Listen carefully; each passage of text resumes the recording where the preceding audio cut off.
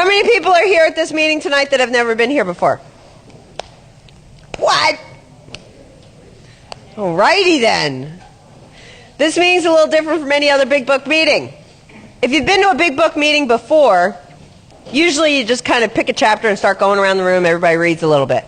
In this one, I would get confused that way because I never knew how what we were reading fit into the big book. So what we do here, in lieu of any readings in the beginning, is that we do an overview of the 164 before we even start. And the whole big book. So you know why we're reading, what we're reading, and how it fits into the whole scheme of things, right? If you have a big book, the big book is separated into stories and the first 164 pages.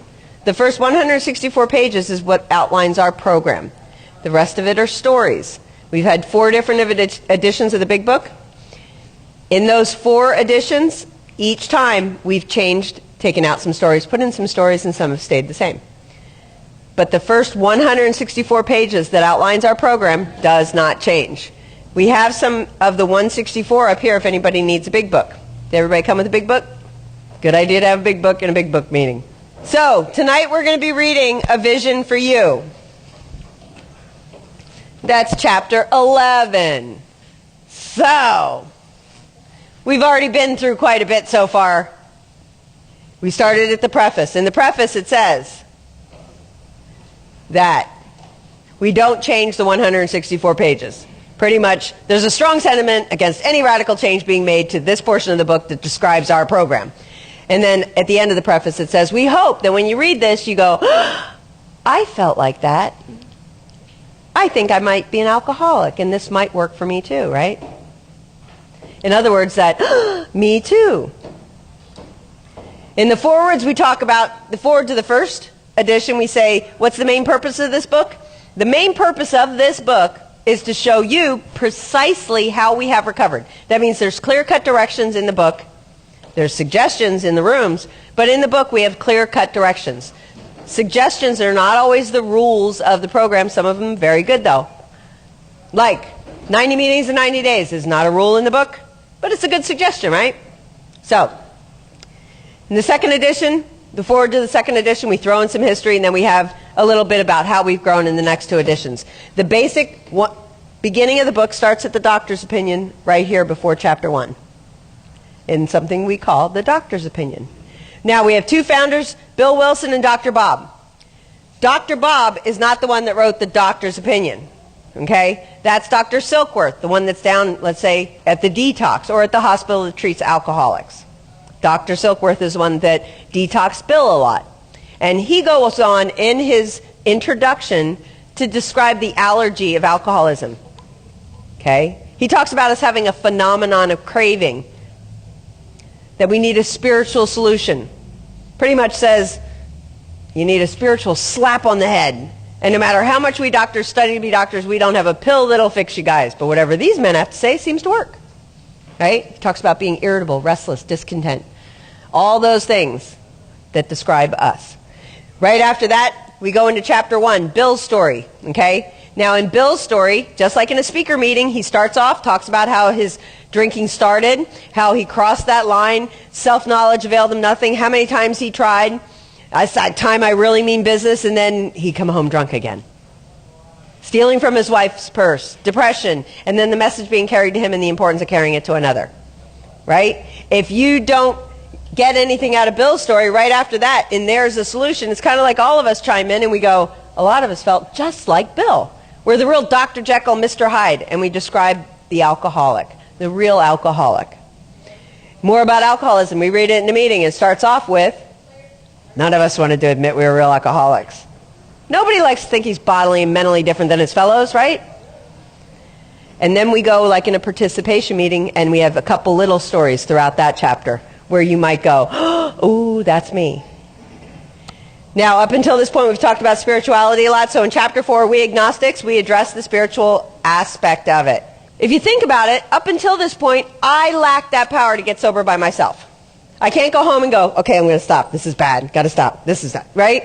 I lack that power. So something outside of me, other than me, is going to have the power to help me get sober because it looks like it worked for you guys, right?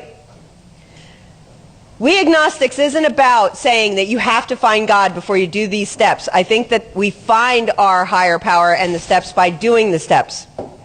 In other words, don't overthink the God thing at this point for steps 1 and 2.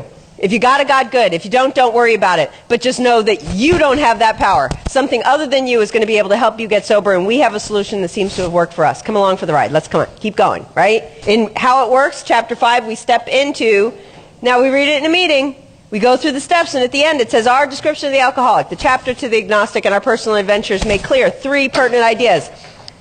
And we really kind of sometimes just wait for the person to, A, I'm alcoholic. B, C, clap, I'll sit down. Everything up until this point in chapter 5. That's steps 1 and 2. I'm an alcoholic, no human power, not even me. Something outside of me is going to have to return me to sanity. That's steps 1 and 2. And you get those by reading up until this point. If you're convinced of that, you're ready for step 3, and that's what we have in chapter 5. Right after that, we have the inventory, where we go over resentments, fear, and sex. But in there, we learn a few facts about ourselves, some character defects, and some things we're going to have to clear up in the future, right? But that inventory is a fact-finding mission. Right after that, into action, chapter 6, we're going to read that inventory to a sponsor, and they're going to help us kind of piece it together. And 6 and 7, we look at our character defects, good and bad. 8 and 9, we clear up the wreckage of our past. 10 and 11, we're going to keep it clean now that we're not in turmoil, scared, fearful, self-pity. I want what I want, or I want what you got, right?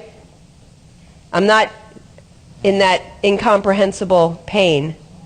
I'm free. I've done the work on myself. I've done all this stuff to heal my spirit. So after all this and the promises come true, we've got 10 and 11. How do we keep ourselves in that freedom?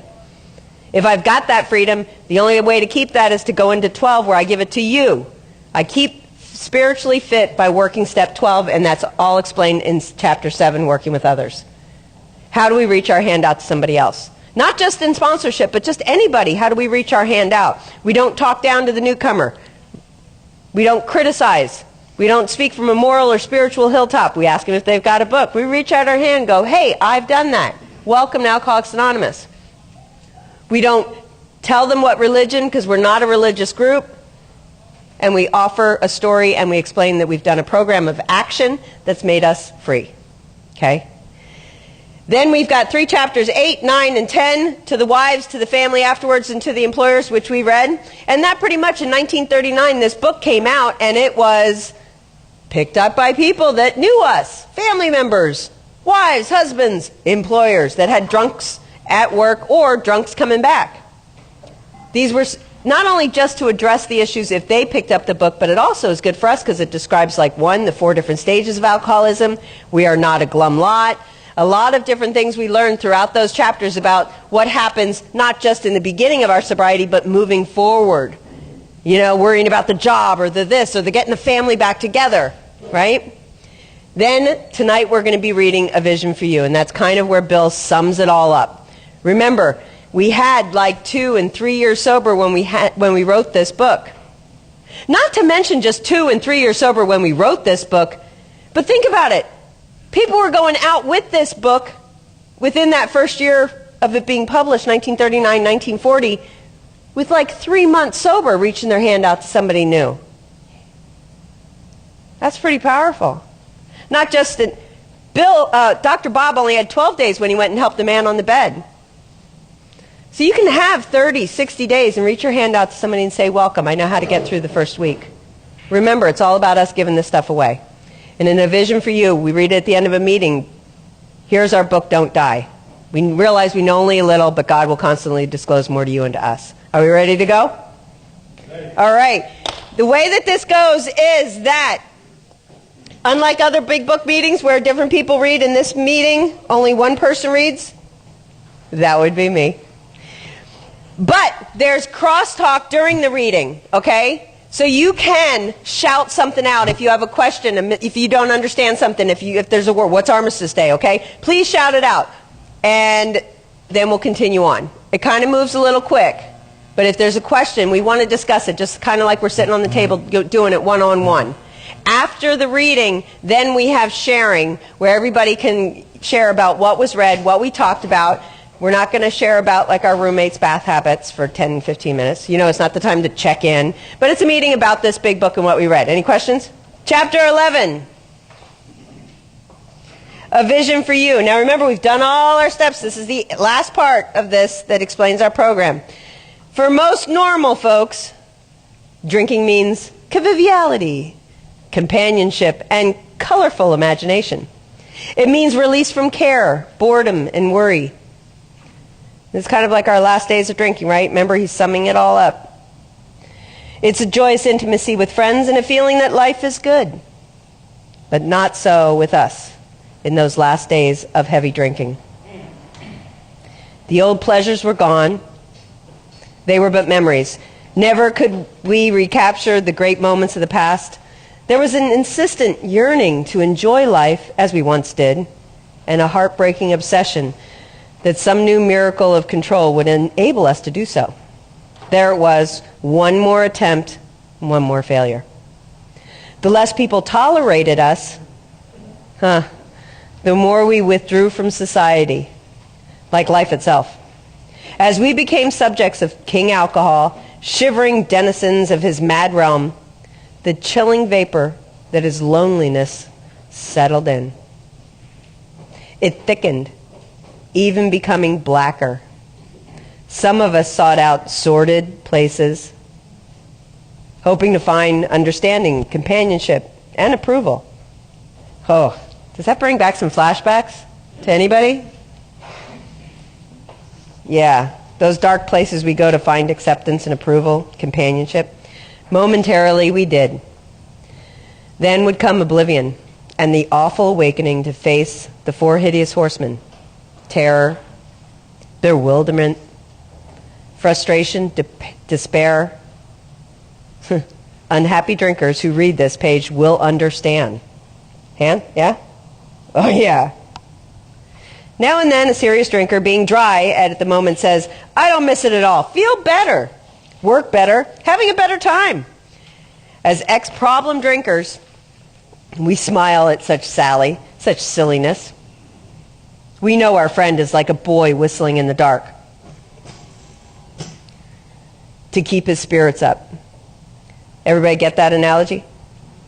When you're scared and you're like, doo-hoo-hoo, nothing's wrong here. He fools himself.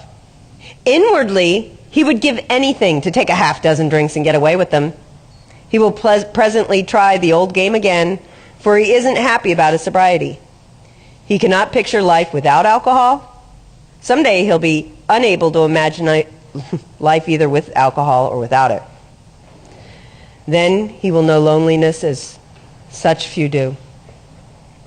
He will be at the jumping off place. He'll wish for the end. I've been there. We've shown how we got out from under. You say, yes, I'm willing.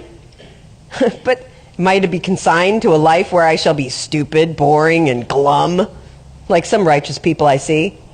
I know I must get along without liquor, but how can I? Have you a sufficient substitute? What do you think that would be? Yes, the cheery crowd down here at TLC. Yes, there's a substitute, and it's vastly more than that. It's a fellowship of Alcoholics Anonymous. There you will find release from care, boredom, and worry. Your imagination will be fired.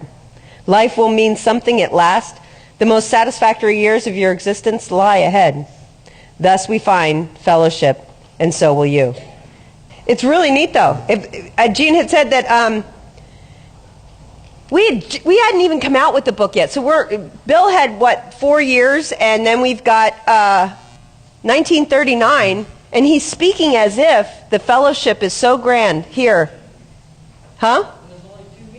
There were only 2 meetings out. Craziness. But he's talking about this fellowship that you'll find here, this, you know what I mean, as if it is today, foreseeing the powerful thing that was going to happen with so many of us wanting and yearning for this answer, this solution. So, the most satisfactory years of your existence lie ahead. Thus we find the fellowship, and so will you. How is that to come about, you ask? Where am I to find these people? Torrance AA Club, TLC, no. You are going to meet these new friends in your own community. Near you, alcoholics are dying helplessly like people in a sinking ship. If you live in a large place, there are hundreds. High and low, rich and poor.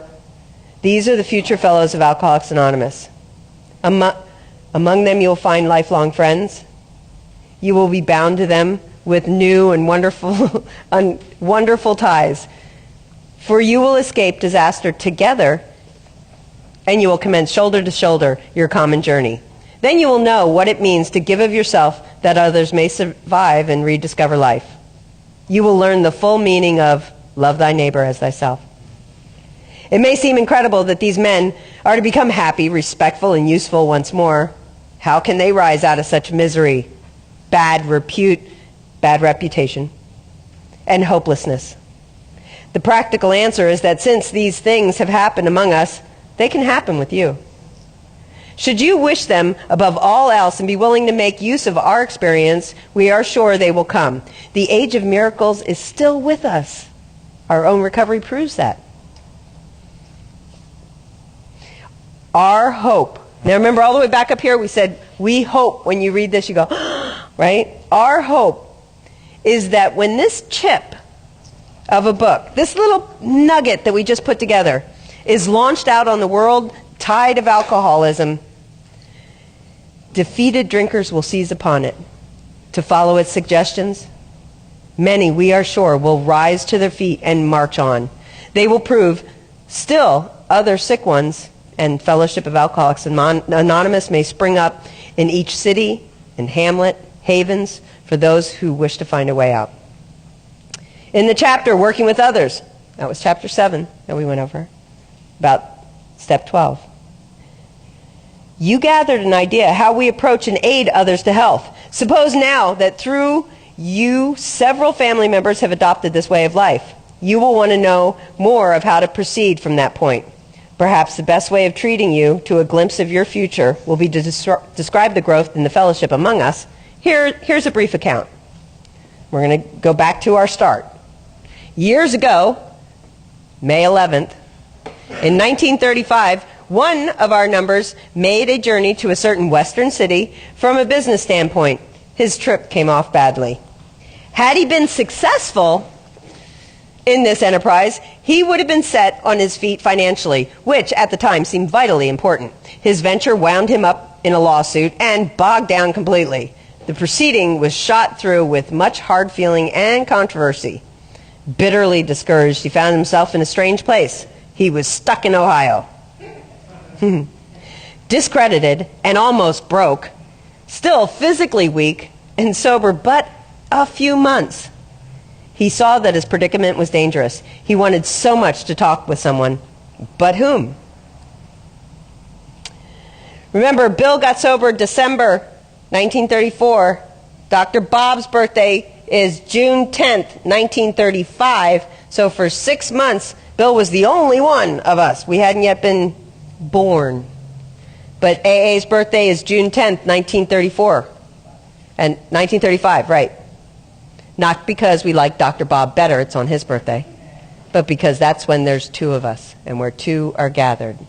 Ooh, I think that's why. But all right, so one dismal afternoon, he paced a hotel lobby, wondering how his bill was to be paid. At one end of the room stood a glass-covered directory of local churches. Down the lobby, a door opened into an attractive bar. He could hear the gay crowd inside, the happy crowd inside. In there, he would find companionship and release. Unless he took some drinks, he might not have the courage to scrape an acquaintance and would have a lonely weekend. Of course, he couldn't drink, but why not sit hopeful at a table? We come up with all kinds of ideas. Well, just a bottle of ginger ale before him. After all, had he not been sober 6 months now? Perhaps he could handle, say, 3 drinks, no more. Fear gripped him. He was on thin ice. Again, it was old, insidious insanity, that first drink.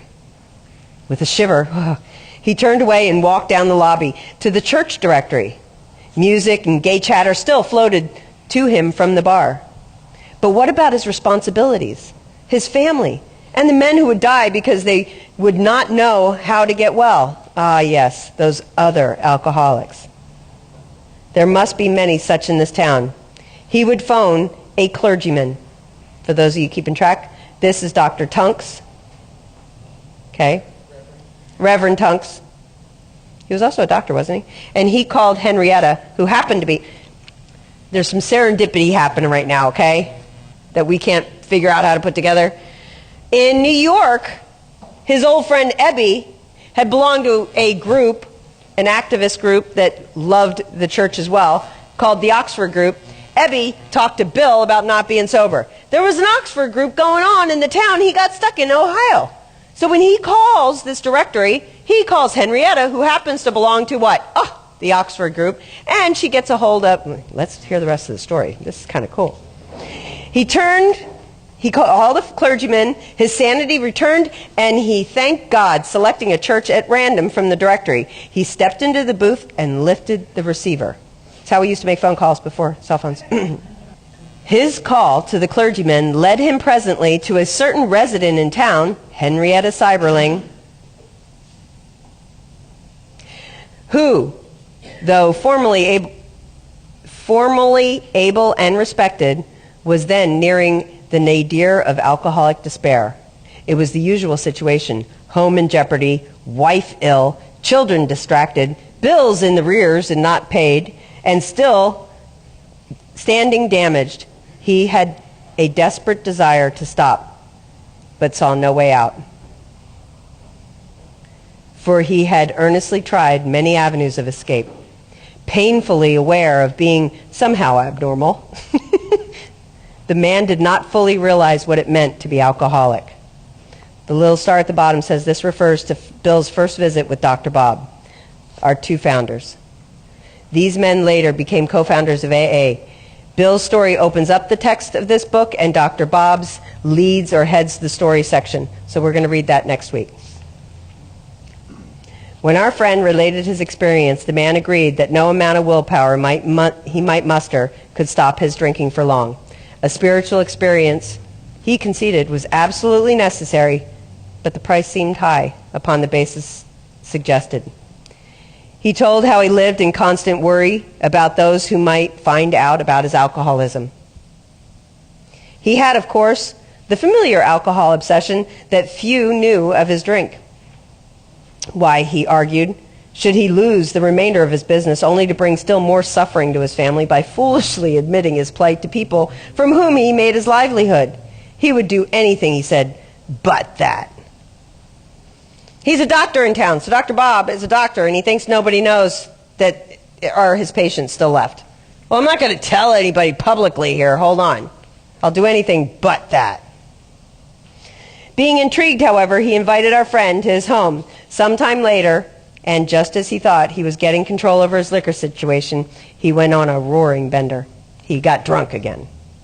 For him, this was the spree that ended all sprees. He saw that he would have to face his problems squarely, that God might give him mastery. One morning, he took the bull by the horns and set out to tell those he feared what his trouble had been.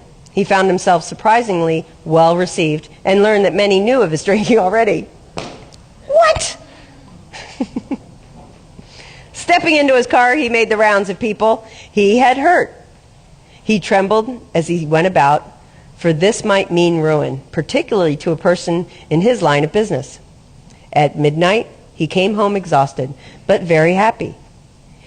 He had not had a drink since. As we shall see, he now means a great deal to his community, and the major liabilities of the 30 years of hard drinking have been repaired in 4. Dr. Bob had 4 years at the time, and so did Bill. We're at 1939 when this book came out. But life was not easy for the two friends. Plenty of difficulties presented themselves. Both saw that they must keep spiritually active. One day, they called up the head nurse at a local hospital. That was Mrs. Hall, the head nurse. They explained their need and inquired if she had any first-class alcoholic prospects. my favorite part of the book. Sometimes I get emotional here. All right. That painting right there. Everybody kind of know, who doesn't know who that is? It's Bill and Bob, our founders. It's called The Man on the Bed, and the man on the bed is Bill Dotson, AA number 3. In the forewords, we talked about Bill Dotson, AA number 3. But I want to ask before we go on, how many of you came in here and went, you don't get it, I'm not like you? Wait, I was already in here a few times and I relapsed. This is like my third 30-day newcomer chip. Wait, I've been to programs before, you don't understand, I don't know. I don't know if I can go back to the room again where I know people, because they know that I failed. I know, I felt that. I don't know if I'm the only one in this room, but I'm telling you, there's a lot of us that felt it. And you know, if you think about it, Bill tried quite a few times in his story. He explains it. And Dr. Bob tried even more than that. His dad kept picking him up, taking him, getting him sober, bringing him back so he could go finish his schooling to be a doctor, bringing him home. He relapsed more times than Bill. But now we're going to talk about AA number 3. See if you can relate to his feelings. But the emotion, I think, that he explains in this part of the book, up until that point. So, Bill and Bob want to talk to other alcoholics, right? They want to go to a hospital. They want to talk to other alcoholics. That's the only way we know that we can stay sober and sane. So they call up the head nurse. She says, yep, we got a real corker. He just beat up a couple of nurses. Goes off his head completely when he's drinking. But he's a grand chap when he's still sober. Though he's been in here 8 times in the last 6 months. Understand, he was once a well-known lawyer in town, but just now we've got him strapped down tight. This refers to Bill and Dr. Bob's first visit to AA number 3, Bill Dotson. See his stories in the Pioneer section. Well, here was a prospect, all right, by the description, none too promising. The use of spiritual principles in such cases was not so well understood as it is now. But one of the friends said, put him in a private room, we'll be down. So instead of like the ward where everybody's just kind of all together, he says, go put him up in a private room. 2 days later, future fellow of Alcoholics Anonymous stared glassily at the strangers beside his bed, just like in the painting. Who are you fellows? And why this private room? I was always in the ward before. One of them, Bill or Bob, we're giving you a treatment for alcoholism. Hopelessness was written large on the man's face as he replied, oh, but that's no use. Nothing could fix me now. I'm a goner. The last 3 times, I got drunk on the way home from here. I'm afraid to go out the door. I can't understand it. You ever sit in a room in a meeting and sit there and go, I don't know, I can't even leave the Alano Club because I keep getting drunk when I leave. Now, for an hour, these 2 friends told about their drinking experiences. Over and over, he would say, that's me. That's me. I drink like that. It does not say here that we told him to sit down, shut up, and we're going to tell you what you are. Just like in working with others, that's how we speak to a new person. We talk of our story, right? The man in the bed was told of the acute poisoning from which he had suffered, just like Dr. Silkworth explains in the very first doctor's opinion. How it deteriorated the body of an alcoholic and warps his mind. There was much talk about the mental state preceding the first drink. Yeah, that's me, said the sick man.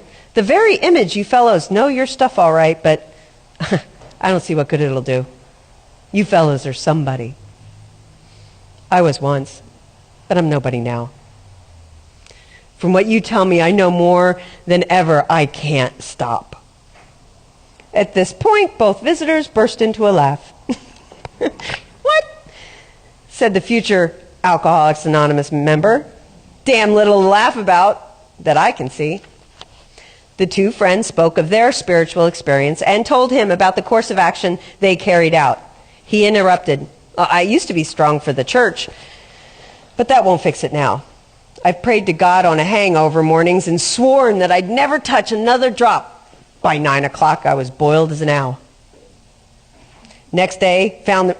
Who's laughing about boiling owls? The next day, the prospect, more receptive. So the next day, he didn't get it right at first, but Bill and Bob went back, talked to him again, shared a little bit more of their hope, their experience. That's all. The next day, found the prospect more receptive. He had been thinking it over. Maybe you're right. God ought to be able to do anything. And then he added, he sure didn't do much for me when I was trying to fight this booze racket alone. Now on the third day, the lawyer gave his life to the care and direction of his Creator and said he was perfectly willing to do anything necessary. His wife came in, scarcely daring to be hopeful, thought she had saw something different about her husband already. He had begun to have a spiritual experience. That afternoon, remember, we don't get this thing just by some self-knowledge. Detox him, we'll be fine. We heal the spirit in here. That's how we get it, right? That afternoon, he put on his clothes and walked from the hospital a free man. He entered the political campaign, making speeches, frequently men's gatherings, places of all sorts, often staying up all night. He lost the race only by a narrow margin, but he had found God, and in finding God, found himself. That was June 1935. He never drank again. He too has become a respected and useful member of his community. He has helped other men recover and is a power in the church from which he was long absent. So you see, there were 3 in the town who now felt they had to give to others what they had found or be sunk. After several failures to find others, a 4th turned up. He came through an acquaintance who had heard the good news. He proved to be a devil-may-care young fellow. I love that description. That was Ernie Galbraith, if you're looking. And it was Dr. Bob's daughter Sue's first husband.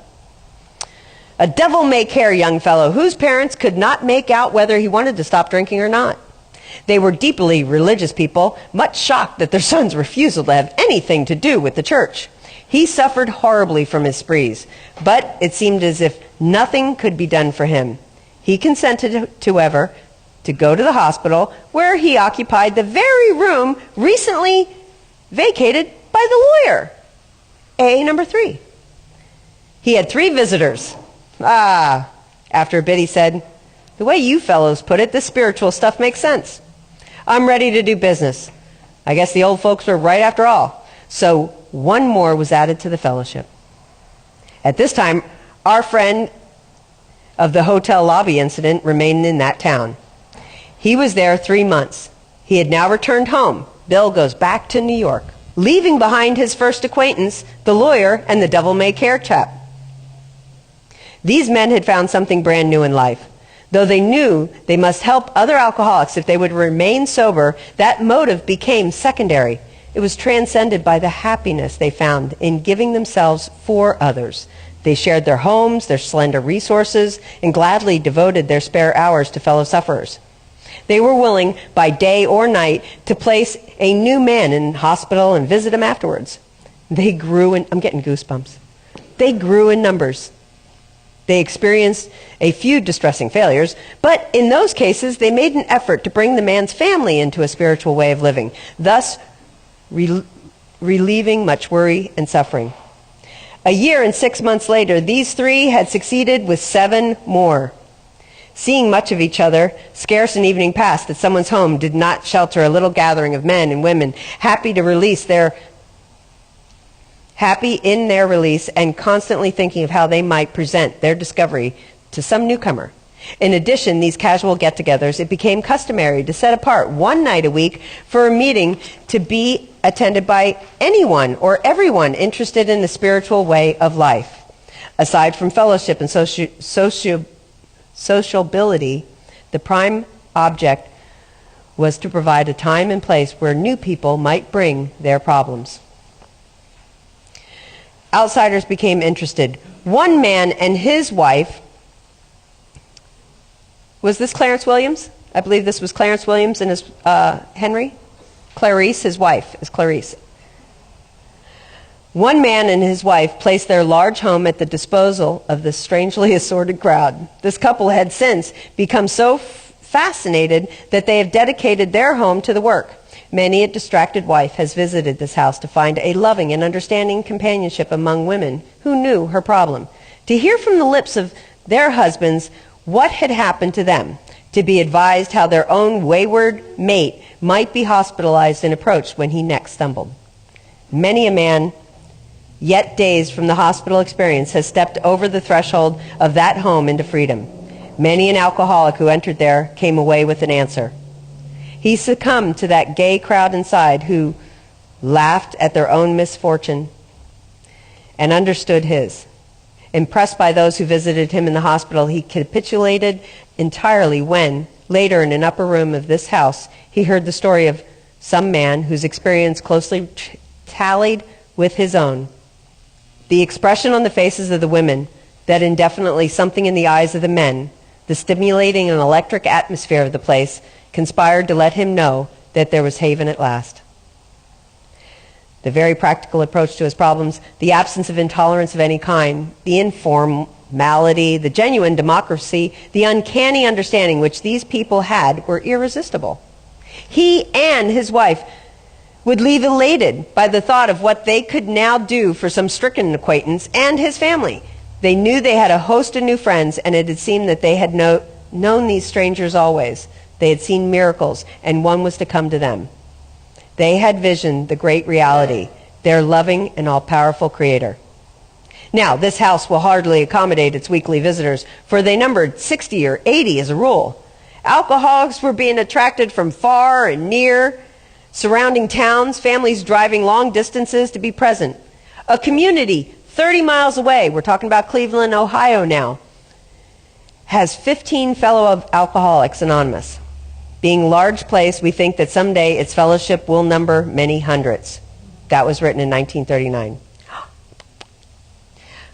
But life among Alcoholics Anonymous is more than attending gatherings and visiting hospitals, cleaning up old scrapes, helping to settle family differences, explaining the disinherited son to his irate parents, lending money and securing jobs for each other when justified. These are everyday occurrences. No one is too discredited or is sunk too low to be welcomed cordially if he means business. So it's the last house in the block. Nobody's going to turn you away here, right? You haven't sunk too low that we're not going to go, welcome! Social distinctions, petty rivalries, and jealousies, these are laughed out of continence. Being wrecked in the same vessel, being restored and united under one God, with hearts and minds attuned to the welfare of others, the things which mattered so much to some people no longer signified much to them. How could they? Under only slightly different conditions, the same thing is taking place in many eastern cities. In one, in Towns Hospital, there is a well-known hospital for the treatment of alcohol and drug addiction. That would be where Dr. Silkworth is in Towns Hospital in New York. 6 years ago, one of our numbers, Bill Wilson, was a patient there. Many of us have felt for the first time the presence of a power of God within its walls. We are greatly indebted to the doctor in attendance there, for he, although it might prejudice his own work, has told us of his belief in ours.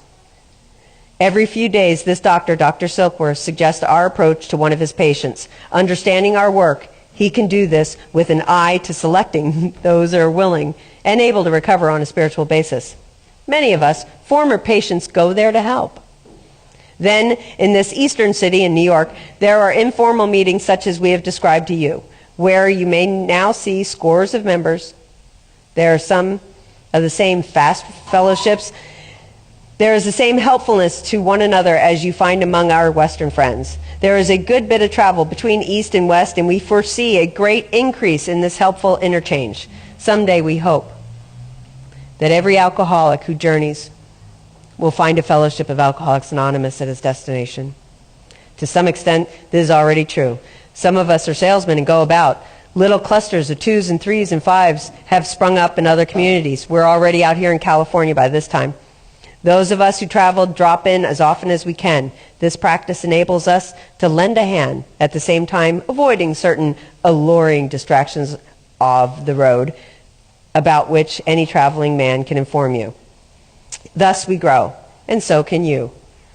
Though you can be but one man with this book in your hand, we believe and hope it contains all you'll need to begin. All you'll need to begin what? Getting better yourself and helping another, right? You can go anywhere and pick up this book and go, I am a member of the we of Alcoholics Anonymous and I can help. Pretty powerful, isn't it? I used to think, oh, I don't know anybody over here. I'm not sure. Well, what if they don't want... I can walk in any room and I know that I've done the work out of this book and I can go to any Alcoholics Anonymous meeting anywhere and not be a stranger. We know what you're thinking. You're saying, I'm too jittery. I'm a little scared and alone. I couldn't do that. But you can. You forget that you have just tapped into a source of power much greater than yourself. To duplicate, with such backing, what we have accomplished is only a matter of willingness, patience, and labor, a little work. Hank Pankhurst, the one that wrote to the employers. We know of an AA member who was living in a large community. He had lived there but a few weeks when he found that the place probably contained more alcoholics per square mile than any city in the country. This was only a few days ago at this writing in 1939. The authorities were much concerned. He got in touch with a prominent psychiatrist, Dr. Howard in New Jersey, who had undertaken certain responsibilities for the mental health of the community. The doctor proved to be able and exceedingly anxious to adopt any workable method in handling the situation. So he inquired, what did our friend have on the ball? What's going on? What do I need to do to help these people? Our friend proceeded to tell him. And with such good effort that the doctor agreed to a test among his patients and certain other alcoholics from a clinic which he attends. Arrangements were also made with the chief psychiatrist of a large public hospital, Rockland State Hospital, to select still others from the stream of misery which flows through that institution. So, our fellow worker will soon have friends galore. Some of them may sink and perhaps never get up. But if our experience is a criterion, more than half of those approached will become fellows of Alcoholics Anonymous. When a few men in this city have found themselves and have discovered the joy of helping others to face life again, there will be no stopping until everyone in that town has had an opportunity to recover. If he can and will. Still, you may say, but I do not have the benefits of contact with you who write this book. We were writing letters and responding by letters. We didn't have internet and cell phones and all that then. But isn't it odd that we could say that now, because Bill's not with us right now, that I don't have an ability to contact him? We cannot be sure. God will determine that. So you must remember that your real reliance is always upon Him, your higher power.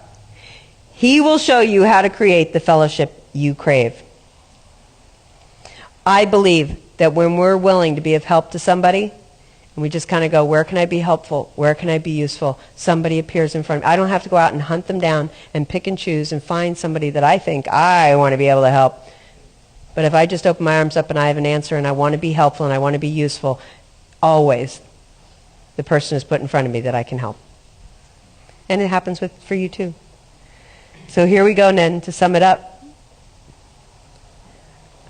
In other words, here's our book, Don't Die. Our book is meant to be suggestive only. We realize, now at that point, it does not mean that the steps are only suggested if you're an alcoholic. It's saying if you're not and you happen to pick this up or you know somebody, until they figure out whether or not they got what we've got and want what we've got. Our book is meant to be suggestive only. We realize we know only little. God will constantly disclose more to you and to us. Ask Him in your morning meditation what you can do each day for the man who is still sick. The answers will come if your own house is in order. But obviously, you cannot transmit something you haven't got. You got to do the work to transmit it, right? See to it that your relationship with him is right. Great events will come to pass for you and countless others. This is the great fact for us. Abandon yourself to God as you understand God. Admit your faults to him and to your fellows. Clear away the wreckage of your past. Give freely of what you find and join us. We shall be with you in the fellowship of the Spirit, and you'll surely meet some of us as you trudge the road of happy destiny. May God bless you and keep you until then. Yes!